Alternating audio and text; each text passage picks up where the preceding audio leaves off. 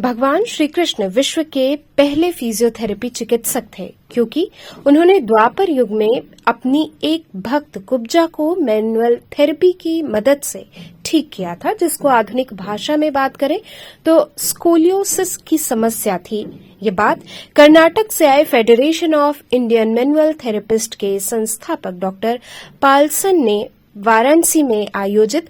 2 दिवसीय राष्ट्रीय physiotherapy conference में कही।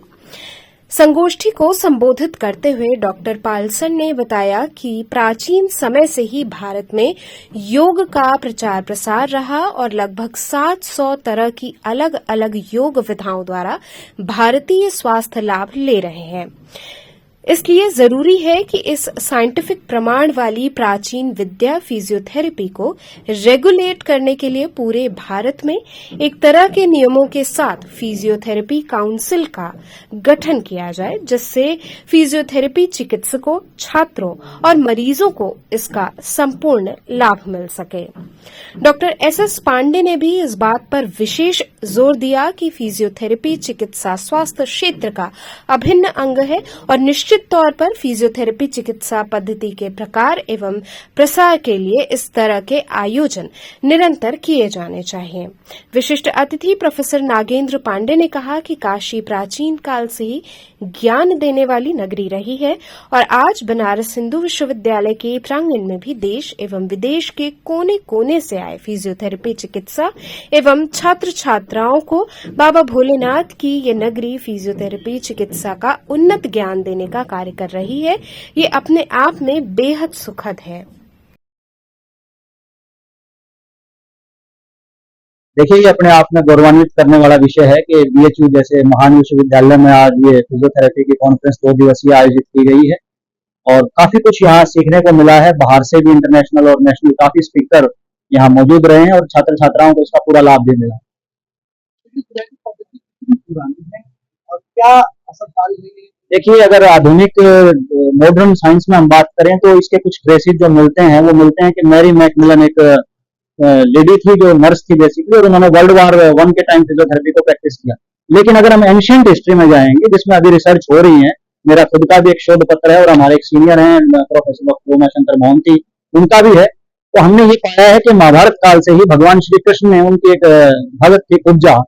उसको काइफोस्पोलियोसिस अगर मॉडर्न भाषा में बात करें, रीढ़ की हड्डी का टेढ़ापन था, तो उन्होंने उसको मैनुअल ट्रैक्शन देके बिल्कुल पैर पे अपना पैर रखे, पूरा विवरण है उसमें, श्लोक है अध्याय में, उसको उन्होंने करेक्ट किया उसकी स्पाइनल डिफॉर्मिटी का। तो मैं ये मानता हूं कि हमारे यहाँ प्राचीन इतिहास इस बात का साक्षी है कि भगवान श्री कृष्ण ही विश्व के सबसे पहले फिजियोथेरेपी चिकित्सक। ये जो पर्टिकुलर कॉन्फ्रेंस है स्वतंत्रता भवन बीएचयू में आयोजित किया गया है और ये 2 दिनों का फिजियोथेरेपी कॉन्फ्रेंस, और इसमें लगभग 25 फिजियोथेरेपिस्ट जिन्होंने अपने ज्ञान के फिजियोथेरेपी के क्षेत्र में अपना बहुत ही महत्वपूर्ण योगदान दिया है, उसके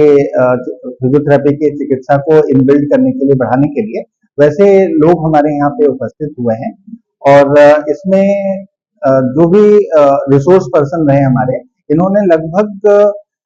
एकदम नई जो टेक्नोलॉजी जो हम लोगों के फिजियोथेरेपी के क्षेत्र में डेवलप हुई है, उनसे हमारे जो फिजियोथेरेपिस्ट हैं लगभग 1000 की संख्या में जो भाग लिए हैं, उनको उनके बारे में जो डेवलपमेंट हुआ है उसके बारे में उन लोगों को बताया, बहुत सारी स्किल डेवलप की हैं। और इन सारे स्किल को डेवलप करने से फायदा ये हो रहा है कि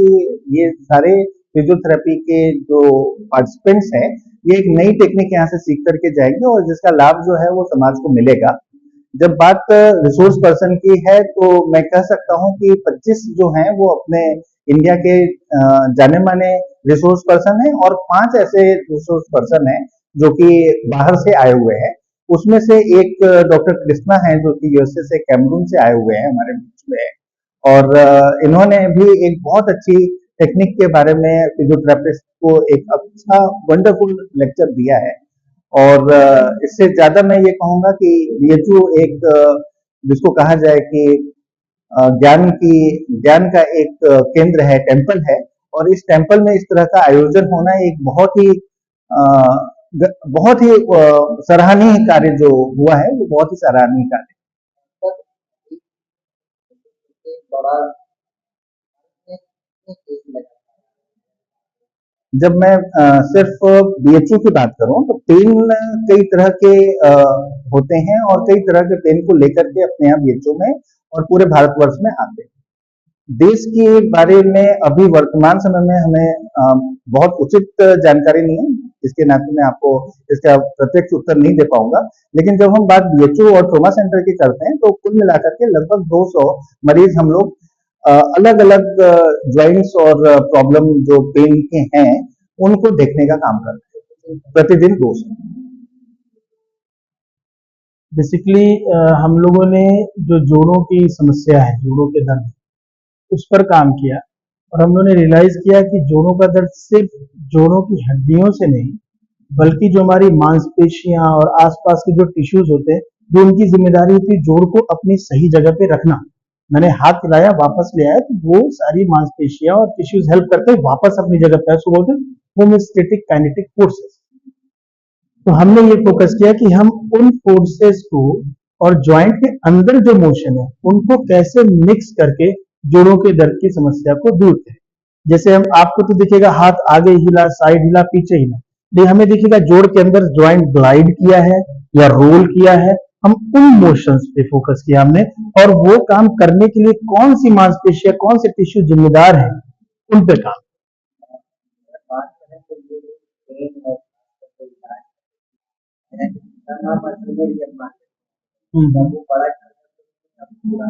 देखिए, जब भी कोई ट्रीटमेंट होता है ना, ट्रीटमेंट एक होलिस्टिक होता है, मतलब कई चीजों का एक एक मिश्रण होता है। अगर आपको बुखार है